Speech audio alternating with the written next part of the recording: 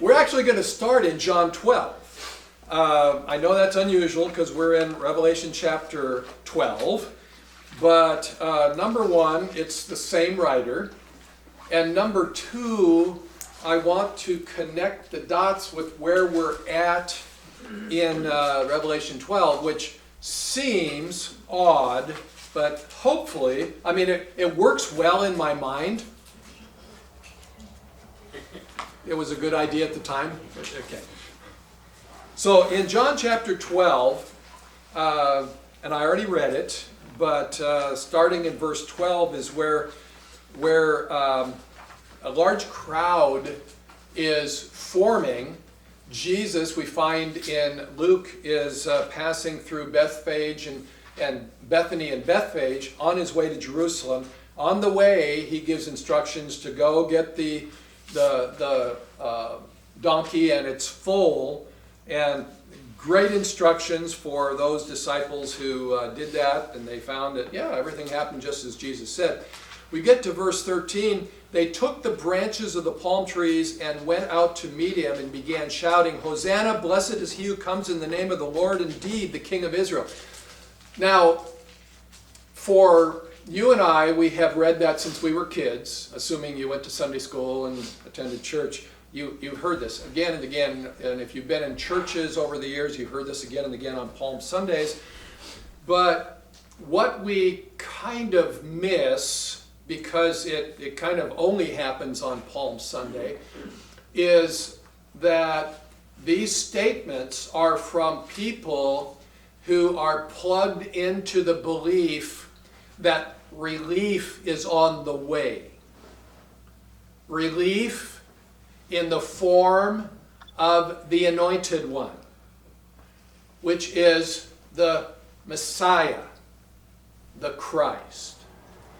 So this has been going on. If you've read Deuteronomy in the last few months, you know that Moses, as a prophet, said there's going to be a prophet like me coming down the road.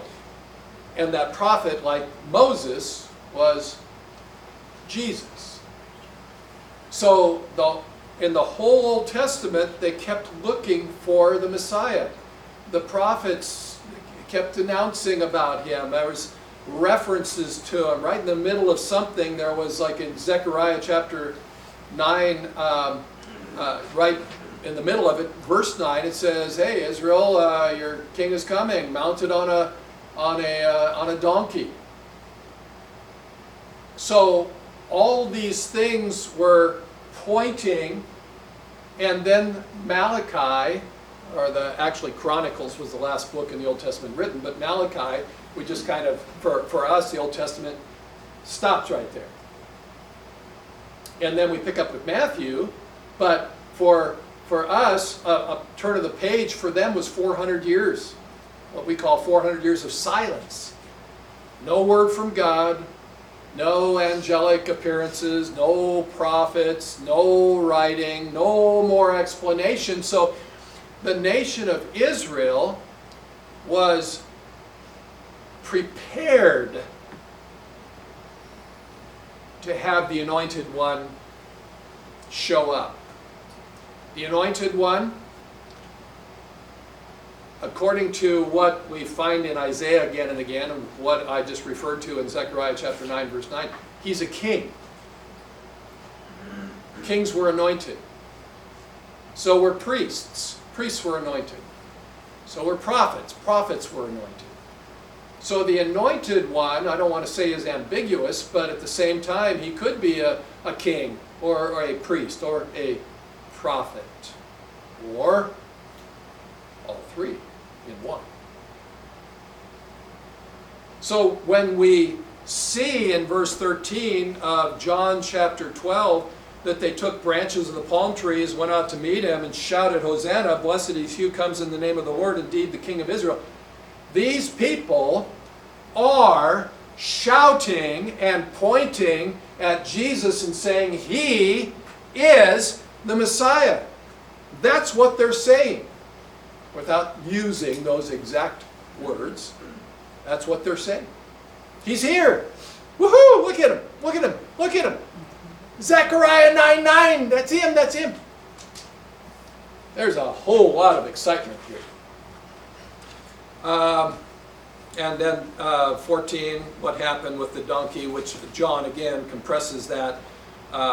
Luke expands it. Verse 15 is the quote from Zechariah 9:9. And then verse 16, these things his disciples did not understand at the first. I mean, stop and think about your spiritual journey in this church and some of the things I've said, and you go, never heard that before. Gonna have to think on it. Put it in the grid of truth and reality. And then at some point down the road, when your life meets that intersection with that thought, it goes, huh? That's what he was saying. Cool. I love it when a plan comes together. These guys are walking with Jesus, and you know, what is happening in the disciples' hearts, I don't know. Because Jesus is riding, and the crowds in front and behind are announcing, he's the Messiah, he's the Messiah, the King is here, he's the Messiah. And the excitement of the crowds, I mean, you've all been at, even if you're not interested in who's playing a game, and you're in a group that's all for one side and they just scored and they're all going crazy. I mean, you can't just sit there and say, I am totally unaffected by this in any manner. All these people jumping and shouting and spilling popcorn on my head, doesn't matter. I'm unaffected. No, we're always affected by the emotions around us. So you can imagine the disciples going forward with all this, and then by this time next week, they're all in the upper room. Sure wish Jesus was here. Anyway, but this is what John, who bears his heart to us, says, these things his disciples did not understand at the first. But when Jesus was glorified, then they remembered that these things were written of him. Well, when was Jesus glorified? It kind of depends on how you define that, but really, if you stop and think about this time next week, Jesus has already met with Mary and Joanna, and I don't remember the other women's names. And then by this time, probably Peter and John, and then on his way to visit the rest.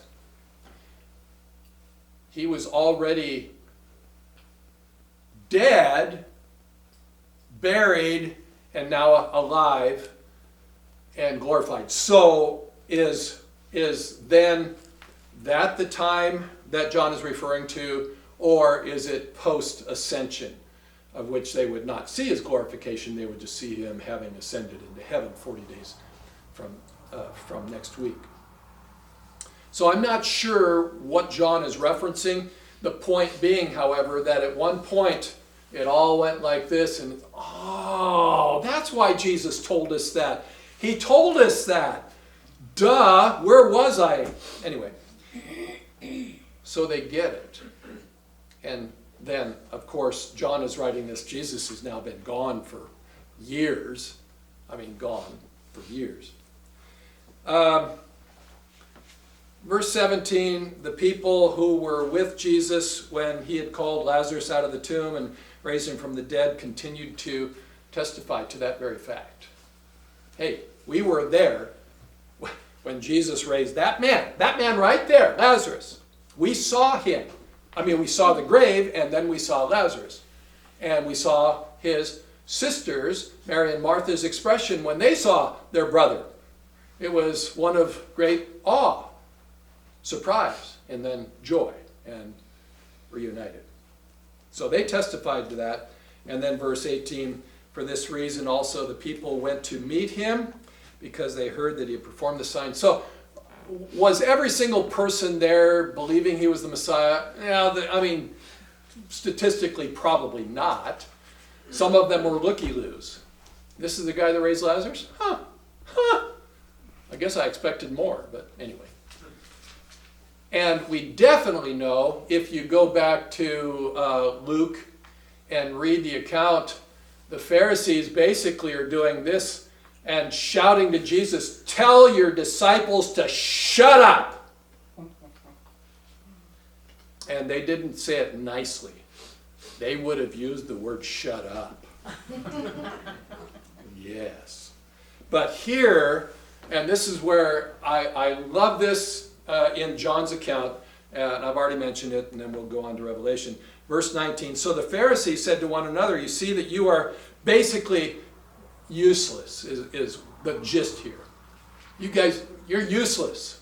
Yeah, well, point the finger back to you, because you're useless too. Look, the whole world has gone after him. In other words, their plans was vitriolic, much animosity, much hatred, much malice. All those words are pretty much the same. And they wanted to kill him. They wanted to stop him. And it's like, a freight train coming down the road, and you're standing there like this. And all it does is push them back. That's what the Pharisees realized. We haven't done a thing. We haven't stopped them at all. If he wants to, and they knew this, if he wants to, he can be king right now. Right now. All these people would go against every soldier, and just the numbers, the pure numbers, the people would win. So, he presented himself, right? And then we find the rest of the story on he goes to the temple, and then the next day he comes back and teaches, and the next day he comes back and teaches, and they're still trying to get him. And then Wednesday's quiet, and then Thursday, the upper room, Thursday night, all those things, including the, if we went through John, which we're not, I'm going to actually physically turn my pages to Revelation 12 now. We find the Jesus in the upper room discourse talks about you, talks about me. He sees us there in that room, and he refers to us. It's very special. John 14, John 15, John 16. We're there. We're not there, but he refers to us. So, why do I talk about that? Well, number one, it's Palm Sunday, and typically I wouldn't do that.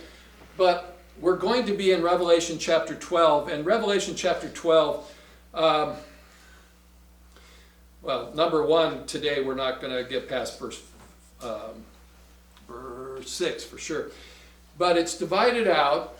And just to say that chapter 12 is a greater part of chapter 12, 13, 14. Things change a little bit in 15, and then really change a lot in 16. But in 16, we get the bowls. And remember that in chapter 11, verse 15, and the seventh angel sounded the trumpet.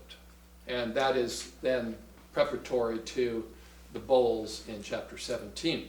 So obviously from chapter 11 verse 15 to chapter 17 verse 1 or 16 verse 1, there's a lot of words in between. And last week, verses 15 through 19, we saw the proleptic view of Christ reigning. And that was, proleptic is in advance. It's something announced in advance of that which is a sure thing. And there's, in a sense, there's no good illustration. I think I gave the football illustration with the 2-minute warning. You got possession and you're ahead by, it doesn't matter, you're ahead. 2-minute warning, you could say, we've won the game. That's a proleptic statement. Have you actually won the game? Well, no, because there's still 2 minutes left. That's what this is. And so verses 15 through 19 of chapter 11 is a proleptic view of Jesus sitting on the throne, God sitting on the throne, and the whole universe goes nuts with praise. Now, we get to chapter 12, starting in verse 1, and in essence, this is more or less labeled Satan's efforts to destroy God's plan of redemption. Okay, we're going to see that in just a moment when I read it. And in chapters 12, 13, and 14, which we're not going to read, this is a sketch of the forces behind this great climax of human history. And so what I'm telling you is that what we're dealing with today is human history, past and future. And we begin with a comprehensive survey featuring the cast, the players of the last 3.5 years just before the triumphant second coming of Jesus that was announced in chapter 11, verse 15. So we read verses 1 and 2. John tells us that a great sign appeared in heaven. A woman clothed with the sun and the moon under her feet, and on her head a crown of 12 stars.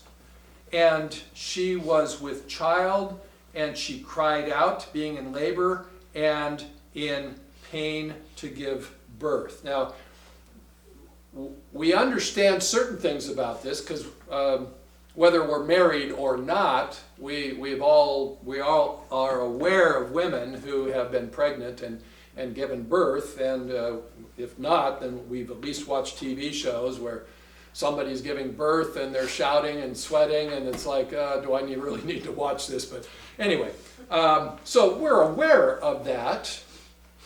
But as we look at verses 1 and 2, we find, number one, that it's a great sign. So it's a great sign. It's a wonder. It's unusual. It's an extraordinary phenomenon. That's what a sign would be. And it's not going to be in any way normal. It's a great sign. And so what is this sign? Well, and by the way, it appears in heaven, so it's not what is happening right now on earth. This is all we're going to find is a look at the past. A woman clothed with the sun and the moon under her feet, and on her head a crown of 12 stars. Now, historically speaking, and you could see this in paintings, this has been attributed to Mary, the mother of Jesus. Let me just tell you, it is not Mary, the mother of Jesus.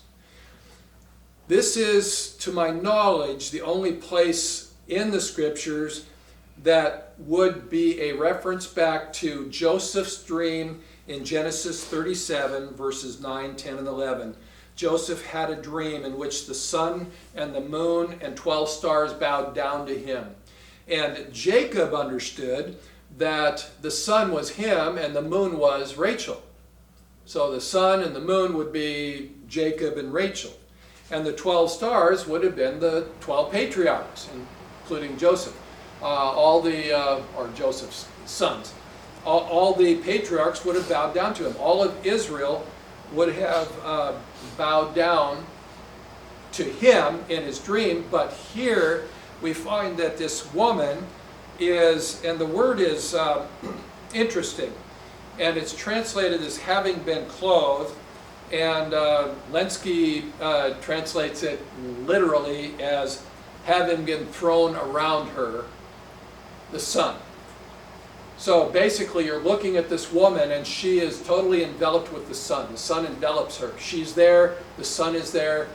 Obviously it's not the literal sun because this isn't a literal woman. Under her feet is the moon, and then on her head are the 12, a crown of 12 stars. So the sun, the moon represent Jacob and Rachel, the 12 stars, the 12 patriarchs. This being a great sign, the woman is not an actual woman. That's what he sees, but isn't an actual woman. But rather, she symbolizes another group. It cannot be Mary based upon the fact that she has the rest of her offspring in verse 17 Therefore, it must be aimed at more than children of one woman. Basically, what I tell you is that the woman is national Israel. So the woman is Israel. Okay, that makes it real simple. We're not looking for a name of an individual woman. It's not an individual woman. She represents the nation of Israel. And I don't mean the nation of Israel today, in this much geography, but the nation, the people, the Jewish nation, the Jewish people. Verse 2 obviously is a little interesting. She was pregnant and she cried out, being in labor and in pain to give birth. Now, this I had to contemplate first of all, and then I had to go for the big guns, commentaries to check it out.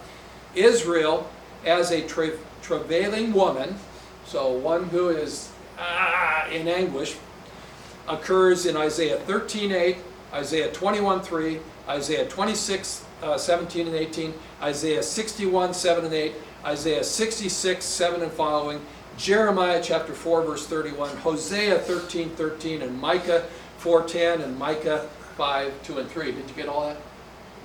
I'm not going to repeat it. You can copy it from this. So, in the Old Testament, Israel is referred to as a travailing woman. So, is there any mystery here? As a birthing mother feels it, so did the nation in preparation for the Messiah. When I read that and then copied it down because I liked it, I said to myself, now that's an interesting statement. And then when I looked at the Palm Sunday presentation in John, it's like these people were ready. They were almost drooling for a Messiah, and that guy seems to fill the bill quite well. This is a heavenly enactment of that past historical event. That is to say, Israel was the vessel by which the Messiah would be given. Okay? And the journey of Israel was one supposed to be of obedience and following God and getting everything ready for the Messiah to come.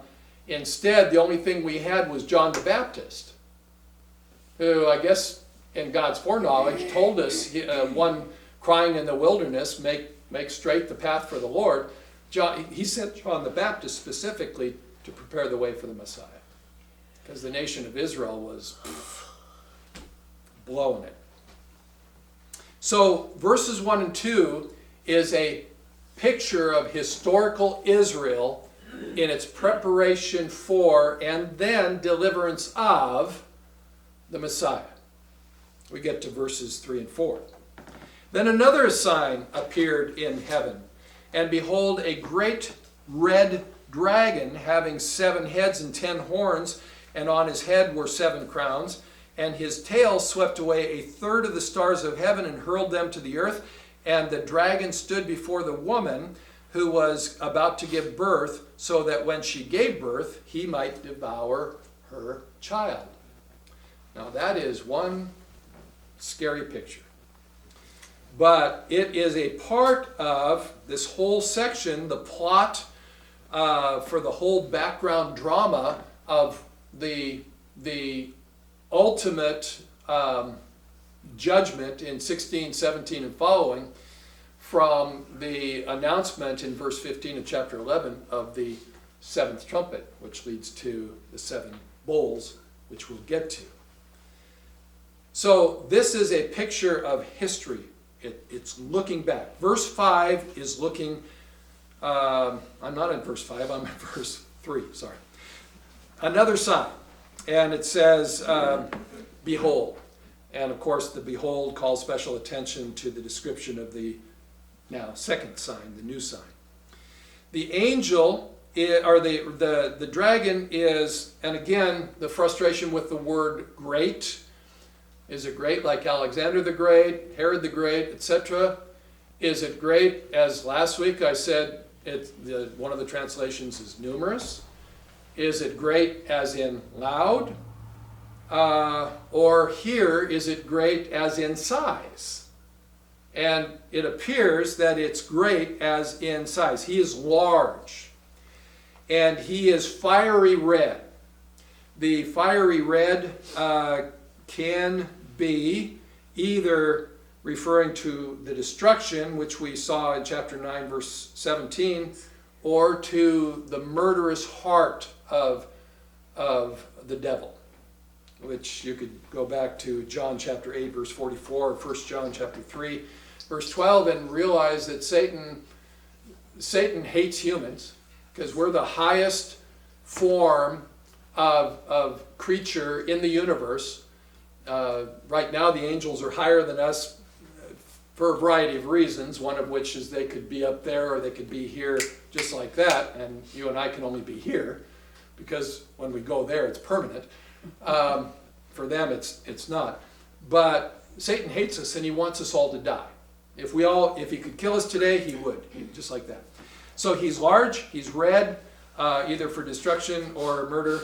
And then we get into this whole matter in verse 3 of heads and horns and crowns. All right, so heads, horns, and crowns. We should turn to chapter 17, verses 9 and 10, but we're not. The 7 crowned heads is either 10 kingdoms of the future, reduced to 7 by the little horn of Daniel, chapter 7. If you remember, there was 10 horns, and then a little horn shows up, and he immediately uproots 3 horns and replaces them. So it's either that, or it's a symbol for the entire imperial government of the world from the beginning to the end throughout world history. And honestly, I've looked at it. I don't have a definitive answer on it quite yet. The heads, horns, and diadems. The heads, 7, and this didn't help me, 7 consecutive world empires. I wouldn't know how to name them. I mean, I could throw Rome in there, and Greece in there, and Persia in there, and Egypt, I guess. I don't even know. They didn't list them, and I don't know. 7 consecutive world empires. Diadems is different than crowns. I'll get to that in a moment. Indicates that they are running their course as John writes this. Okay. The 10 horns belong to the last of these empires, with the shift in diadems in chapter 13, verse 1, indicating the preeminence of the 10 kingdoms during the last 3.5 years just before Christ returns. All right, well, all that is information. Is it definitive? It can be if you want to nail it down. Diadem, by the way, is from Persian. It's a symbol for royal power, whereas a crown always seems to denote victory. And the dragon's struggle here is primarily with the woman, not with the woman, but with her child. So we have the shifting of the diadems from the heads in chapter 12, verse 3, right here, to horns in chapter 13, verse 1, and that will show a change in power from the 7 kings to the 10 kings. Anyway, if you're a little bit confused, that's fine. I'm still a little bit confused. We move on to the last 2 because I think we can do it. Verses 5 and 6. And she gave birth to a son, a male, who is going to rule all the nations with a rod of iron. And her child was caught up to God and to his throne. We'll stop there for a moment because verses 1, 2, 3, 4, and 5 are all history. It's all something in the past. How is that? Well, he's a male child, and that would, of course, be Jesus, the Messiah. He is going to rule, so that's a statement looking to the future, all the nations with a rod of iron. A rod of iron can neither be broken nor resisted. He is literally caught up or snatched away to heaven, as you and I will be snatched away in the rapture. This bypasses, with that statement, it bypasses all the history, even the history that we read this morning in John chapter 12. It bypasses all of his life. It bypasses his death. It bypasses his resurrection. And it focuses on the only thing left for us while he was on earth is the ascension. And the ascension puts him beyond Satan's ability to touch. While he was on earth, and we could go, there was a long list of ways in which Satan wanted to destroy the pathway for Israel to give birth to the Messiah. And that goes back, you could go back a whole bunch of things, including Pharaoh wanting to kill all the male children in Egypt. It includes Haman, which God provided Esther to stop. It includes Herod trying to kill all the baby boys in Bethlehem, 2 years old and younger. It includes all those things. While Jesus was here, do you think those crazy storms on the lake were natural? No, they were supernatural. Satan doing whatever Satan does to try to sink that ship and kill the Messiah. So when Jesus ascended, it puts him beyond the pale of Satan's access. And he has no further access to Jesus. And we're going to see some heavy stuff happening after Easter with verse 7 and following. So the past is verse 5. Verse 6 is, then the woman fled into the wilderness where she had a place prepared by God so that there she would be nourished for 1,260 days. This flight comes chronologically after the warfare of what we're going to see in verses 7 through 12. Not next week, but after that. And it's and the verse 6 is fully treated in chapters, yes, 13, 14, 15, 16, and 17. This is going to be the flight of the woman is future. The flight of the woman it comes at the midpoint of the 7-year tribulation because of the 1,260 days, which we've already seen. How long did the two witnesses witness? 1,260 days. How long is the second half, the 3.5 years of the tribulation? 1,260 days. So this, I believe, is the reference that Jesus was saying in Matthew 24, verses 15 through 28, of when you see the abomination of desolation, which comes when? Right in the middle, 1,260 days, 1,260 days. Right in the middle of the 7 years, when you see the abomination of desolation take his place. And again, the trigger for that could have been the two witnesses on the day before, two witnesses on that day.